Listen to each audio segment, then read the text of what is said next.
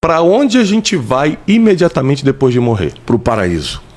Então vamos lá, me prova na Como que é Bíblia. esse paraíso? Sabe por que eu tô te fazendo isso, te perguntando isso? Porque eu fui crente minha vida toda, né? Tá. Mas depois que a gente perde alguém, e eu perdi minha mãe 2 anos atrás, a gente fica muito reflexivo sobre a morte.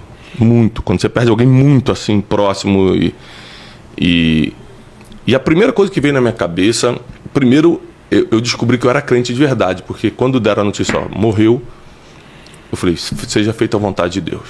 Não fiquei revoltado, fiquei muito triste, mas entendi. Um dia nos encontramos no paraíso, amém.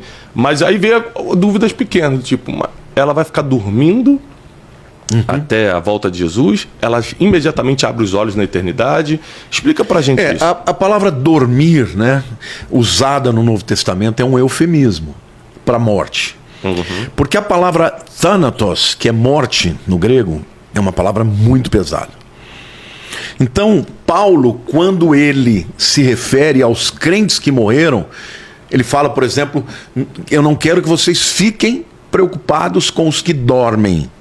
Ele está se referindo aos crentes que morreram.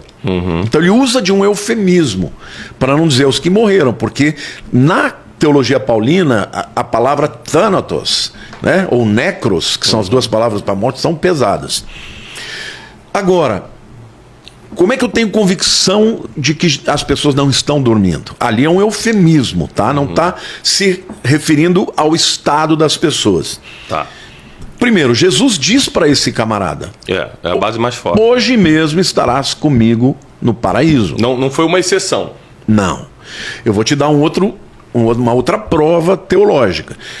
Você conhece a história do rico e o Lázaro? Rico e Lázaro se reconheceram, inclusive. Não é uma parábola, tá? Porque um dos princípios de hermenêutica, que é a interpretação, nenhuma parábola cita nome.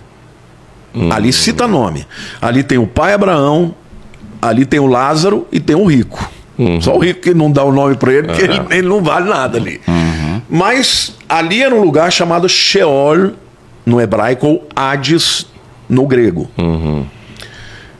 Havia um lugar onde havia um abismo. De um lado estavam os perdidos e do outro lado estavam os salvos.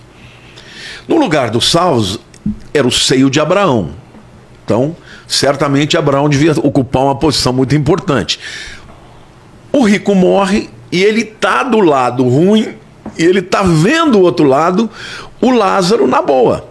E como ele está com muita sede, ele pede ao pai Abraão. Então você vê que existe uma certa proximidade. Pai Abraão pede ao Lázaro que molhe o seu dedo e ponha na minha boca, eu estou morrendo de sede. E o pai Abraão fala, não, os que estão aqui não pode passar para aí nem daí para cá. Então deixa eu voltar para falar com os meus irmãos, avisá-los para que eles não venham para cá. Abraão fala, eles têm a lei e os profetas. O que ele está falando? Eles têm a Tanar, eles têm o Velho Testamento.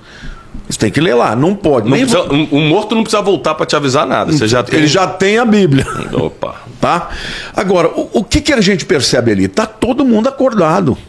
Está acordado o Abraão, está acordado o Lázaro e está acordado o rico. Não tem ninguém dormindo ali. E Paulo, ele deixa claro isso. Ele fala, para mim, muito melhor é morrer e estar com Cristo. Você não está dormindo com Cristo, você está acordado, você está adorando ao Senhor. Só que por conta desta palavra dos que dormem, as pessoas acreditam que esse é o estado delas. Esse é um eufemismo. Eufemismo, né, é uma palavra em que suaviza, né? Por exemplo, ao invés de eu chamar o cara de cretino, eu chamo ele de uma pessoa de caráter duvidoso. Isso é um eufemismo. Ali é uma palavra usada para ser um eufemismo, mas quando a gente vê na Bíblia a questão da morte, as pessoas ficam acordadas. Elas estão... Claro, o próprio Moisés e Elias se manifestaram no Monte da Transfiguração quando apareceram para Jesus.